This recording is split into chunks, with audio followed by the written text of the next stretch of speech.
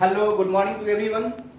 आज हम लोग स्टार्ट करें मार्जिनल कॉस्टिंग चैप्टर है, जो सब्जेक्ट का नाम है मैनेजमेंट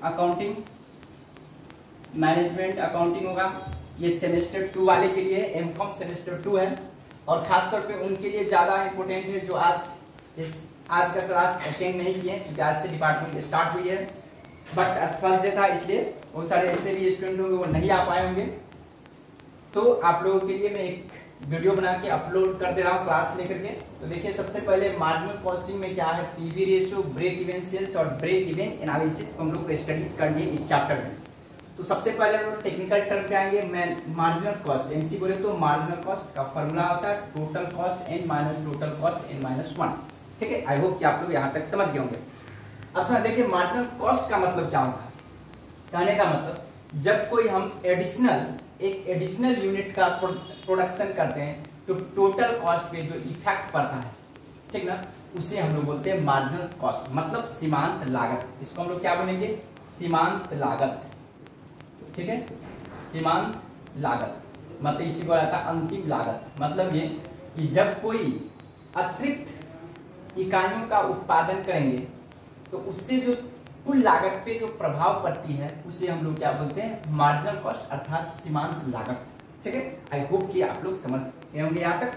मार्जिनल कॉस्ट को दूसरे नेम से हम लोग वेरिएबल कॉस्ट के भी नाम से जानते हैं। ठीक है, कैसे वो जरा समझेंगे। तो देखेंगे मार्जिनल कॉस्ट, ये प्रूव करके मैं बता रहा हूँ, 1 बाय 1 हम लोग को समझना है। तो देखिए, मान के चलिए नंबर ऑफ यहाँ पे यूनिट्स गिवन है आपको।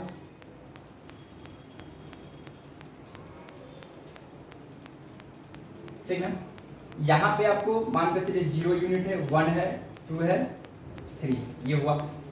उसके बाद वेरिएबल कॉस्ट होगा, VC बोले तो वेरिएबल कॉस्ट।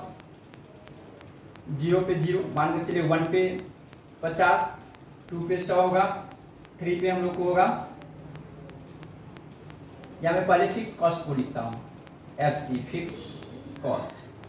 तो मान के चलिए फिक्स कॉस्ट ऑलवेज सेम होता है, तो 100 रुपया लगेगा 0 पे, 1 पे भी 100 लगेगा, 2 पे भी 100 होगा, 3 पे भी 100 होगा।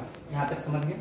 उसके बाद आएगा वेरिएबल कॉस्ट, 0 पे 0, 1 पे मान के चलिए 50, तो 2 पे हो जाएंगे 100 और 2 पे 100 और 3 पे 150 होंगे। ठीक है, अब मैं टोटल कॉस्ट निकालूंगा, TC बोलूँ तो टोटल कॉस्ट, यानी कि फिक्स कॉस्ट मतलब कि variable cost plus fix cost is equal to होता है टोटल कॉस्ट। ठीक है, तो देखिए इन दोनों को ऐड करूंगा तो 100 रुपया होगा, इसको मैं ऐड करूंगा तो 150 होगा, इसको मैं ऐड करूंगा तो 200 होगा, इसको मैं ऐड करूंगा तो 250 होगा। ये हो गया।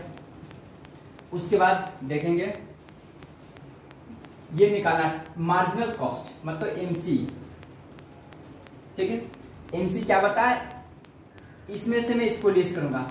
ठीक ना, पहला को नहीं लिखा था, 150 में से 100 गया तो 50, 200 में से 150 गया तो 50, 250 में से 200 गया 50। इसका मतलब देखिए टोटल कॉस्ट कोई नंबर ऑफ यूनिट, मतलब अगर टोटल कॉस्ट 1 पे लेते हैं, नंबर ऑफ 1 यानी कि एक यूनिट का टोटल कॉस्ट, इसका TCN का मतलब ये हुआ, मतलब कि एक यूनिट का कितना हुआ 150। ठीक ना, फिर TCN माइनस 1, 1 में से गया तो 0, तो 0 का टोटल कॉस्ट कितना था 100, देखिए 50 है, यहाँ पे भी वही होगा 200 माइनस से। अब निकालेंगे variable cost per unit, variable cost per unit, तो टोटल वेरिएबल कॉस्ट है, variable cost per unit equal to क्या होगा, variable cost per unit equal to होगा total variable cost by number of units. Units हम लोग divide करते चलेंगे, तो यहाँ पे 0 में डिवाइड करूंगा तो इन्फिनाइट होगा।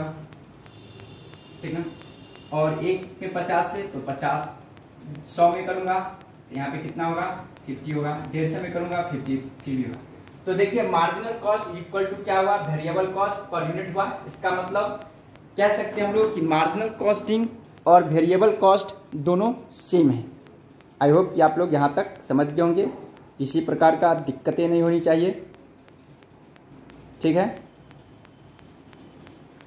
तो आई होप कि आप लोग को यहाँ तक किसी प्रकार के दिक्कतें नहीं हुई।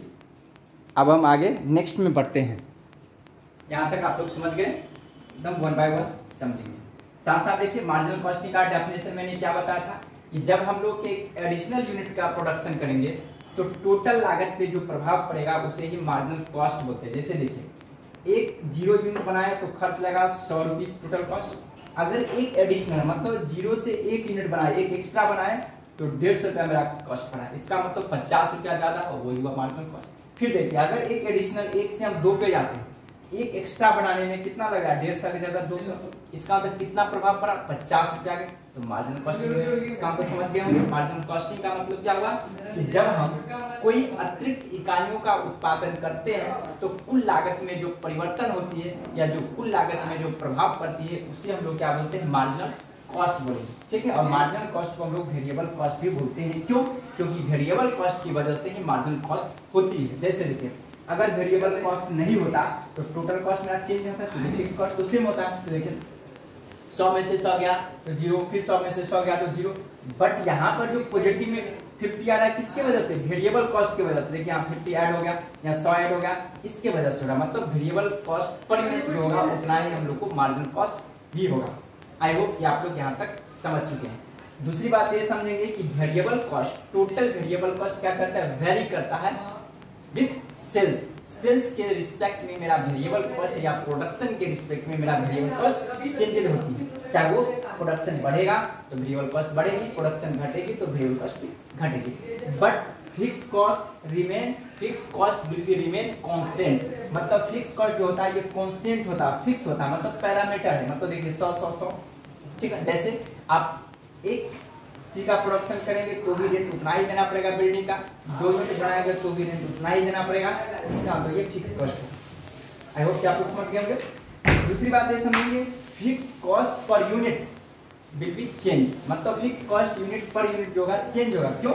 पर यूनिट निकालने के लिए 0 से मैं डिवाइड करूंगा, 0 100 में डिवाइड करने से तो 100 होगा, इसमें डिवाइड करूंगा 50 होगा, ये 30।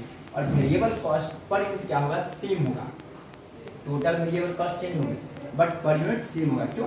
देखिए डिवाइड करके 100 में 1 से डिवाइड करूँ 50 में तो 50 आएगा, 200 में 50 से 100 में 2 से डिवाइड करूँगा 50, 150 में 3 से डिवाइड करूँ तो 50, मतलब ऑलवेज यहाँ पे 50-50 आ रही है, ठीक है। आई होप कि आप लोग यहाँ तक समझ गए होंगे।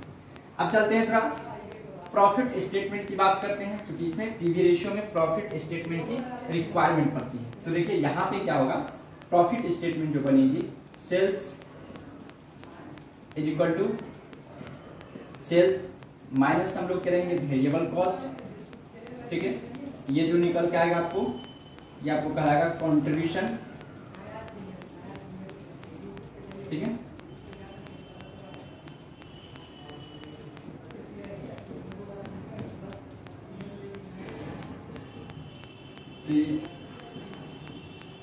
कंट्रीब्यूशन इसमें से लेस करेंगे हम लोग एफसी बोले तो फिक्स कॉस्ट, तो ये जो निकल के आएगा आपको ये कहलाएगा आपको profit,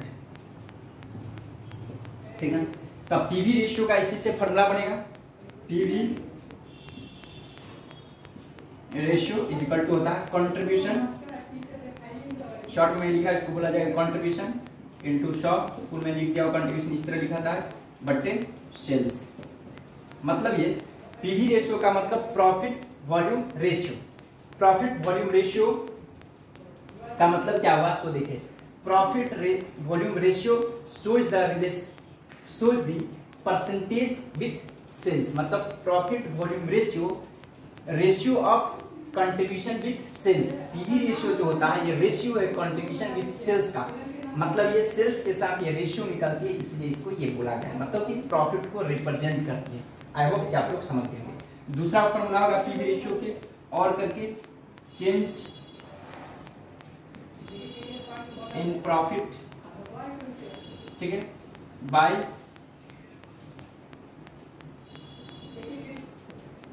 change in sales into 100। ये भी आपको पीवी रेशियो का फॉर्मूला। एक और पीवी रेशियो का फॉर्मूला होगा, पीवी रेशियो इक्वल टू होता है 100 माइनस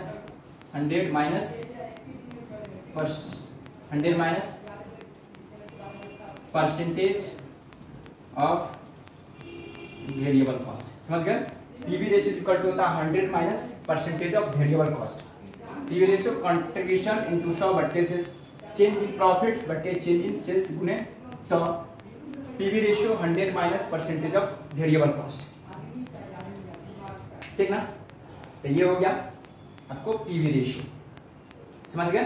तो आई होप कि आप लोग शायद समझ पा रहे होंगे मेरी बातों को, कैसे किस तरह कैलकुलेशन करनी है, इस चीज को देखेंगे। बेसिक है, तो ये बेसिक कंपलसरी है इस चैप्टर में।